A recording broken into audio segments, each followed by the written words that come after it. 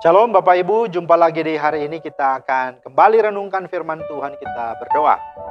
Bapa di sorga, terima kasih buat hari baru ini, kami kembali akan renungkan firman-Mu.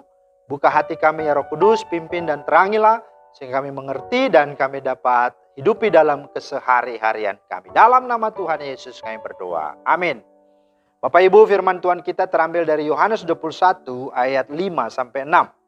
Kata Yesus kepada mereka, "Hai anak-anak, adakah kamu mempunyai lauk pauk?" Jawab mereka, "Tidak ada." Maka kata Yesus kepada mereka, "Tebarkanlah jalamu di sebelah kanan perahu, maka akan kamu peroleh."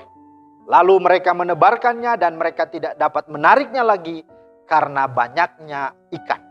Itulah firman Tuhan yang menjadi dasar renungan kita hari ini. Tema kita adalah, waduh gimana? Besok makan apa? Waduh, gimana ya? Besok makan apa? Ya, itulah tema kita. Nah, Bapak Ibu, sebelumnya Yesus sudah menampakkan diri kepada murid-muridnya. Yesus telah mengaruniakan damai sejahtera, serta memperlengkapi mereka dengan kuasa Roh Kudus untuk menjadi saksi atas kebangkitannya. Itu ada di dalam Yohanes 20 ayat 19 sampai dengan 29.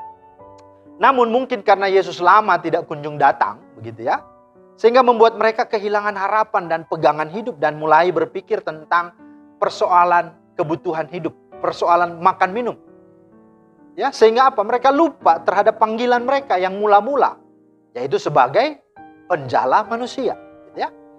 Nah, sehingga di ayat 3 dikatakan Petrus dan murid-murid yang lain berkata, "Aku mau pergi menangkap ikan." Ya, bahkan murid-murid yang lain juga berkata, "Kami juga mau ikut dengan engkau." Ya, jadi akhirnya mereka sama-sama untuk pergi menangkap ikan. Nah, tetapi hasilnya adalah apa? Mereka tidak menangkap apa-apa. Nah, ini juga sama dengan peristiwa waktu sebelum mereka melayani dan menjadi penjala manusia. Sama peristiwa juga di Lukas pasal 5 kan? Mereka juga menjala atau menangkap ikan tapi tidak dapat apa-apa. Tapi peristiwa Yesus sungguh-sungguh membuat mereka akhirnya mendapatkan sejumlah besar ikan. Nah, ini juga yang terjadi di ayat yang ke-6. Dikatakan apa? Ya, ketika mereka menaati perintah Tuhan untuk menebarkan jala di sebelah kanan perahu, apa yang terjadi? Mereka menangkap sejumlah besar ikan sehingga mereka tidak dapat menariknya lagi, dan saking banyaknya ikan yang didapat apa? Ya, mereka tidak lagi mampu menariknya, begitu ya. Ini yang terjadi, luar biasa bukan?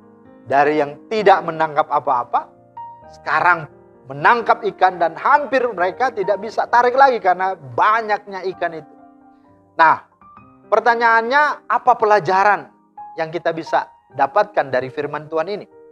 Nah, setidaknya ada 3 hal. Yang pertama, berkat Tuhan itu bukan dari atau bukan karena kepandaian kita, bukan karena pengalaman kita dan kemampuan kita. Ya, kalau berkat Tuhan itu didapat bukan karena hebat kuat kita, ya, melainkan karena anugerah Allah, kemurahan Allah, dan berkat Allah itu sendiri. Mengapa? Karena dialah yang empunya langit, bumi, laut, dan segala isinya. Dialah sang pencipta itu. Amsal pasal 22 ayat 10 berkata, "Berkat Tuhanlah yang menjadikan kita kaya, susah payah tidak menambahinya." Ya, ini harus diperhatikan. Ya. Dan yang kedua, apa pelajaran yang kita bisa terima dari firman Tuhan ini? Yang kedua, bahwa berkat Tuhan diberikan kepada orang-orang yang taat dan takut akan Tuhan. Perhatikan ayat 6, saudara, dikatakan apa? Ketika mereka menaati perintah Tuhan, maka mereka tidak dapat menariknya lagi karena banyaknya ikan yang didapat. Ya. Dan pesannya adalah apa? Hanya orang-orang yang hidupnya taat, hanya orang-orang yang hidupnya takut Tuhan, maka berkat akan dimilikinya, diraihnya, dialaminya. Ini pesannya, inilah pelajaran. Dan yang ketiga, berkat Tuhan lebih baik dari apa yang kita pikirkan dan inginkan. Saudara perhatikan di ayat 9 dan sampai 13. Ketika mereka sudah di darat, mereka disambut oleh Yesus dengan apa? Dengan api dan arang, roti dan ikan yang sudah dibakar. Serta mereka dilayani khusus untuk apa? Mereka bisa sarapan, mereka bisa menikmati. Tidak lagi capek-capek mereka masak, begitu ya. Ini sesuatu yang luar biasa.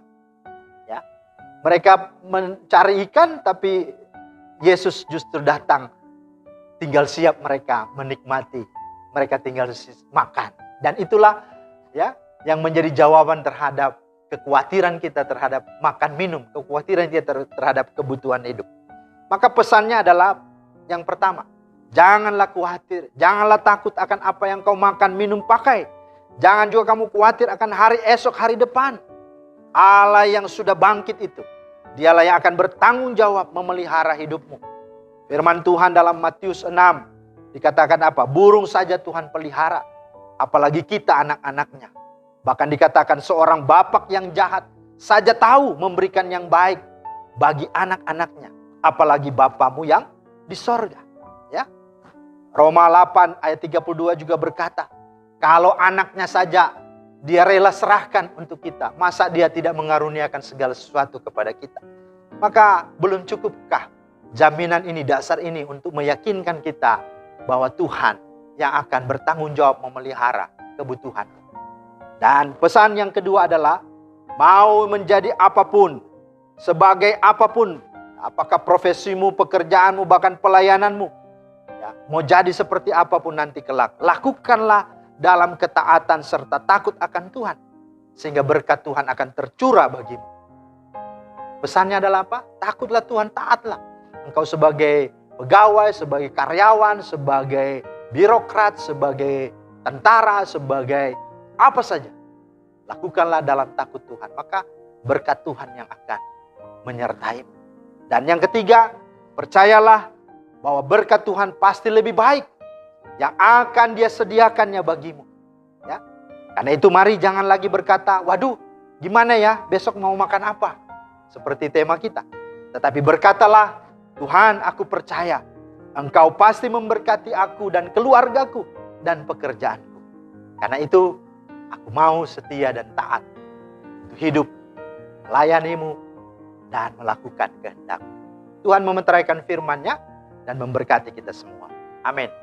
Terima kasih Tuhan untuk firman-Mu, meteraikanlah di hati kami dan mampukan kami Roh Kudus, supaya kami terus percaya dan meyakini bahwa hidup kami, kebutuhan kami ada dalam tangan Tuhan, dan Tuhan bertanggung jawab memelihara seluruh kehidupan dan masa depan kami. Dalam nama Tuhan Yesus kami berdoa. Amin. Demikianlah firman Tuhan hari ini Bapak Ibu. Selamat beraktivitas, Tuhan Yesus memberkati. Shalom.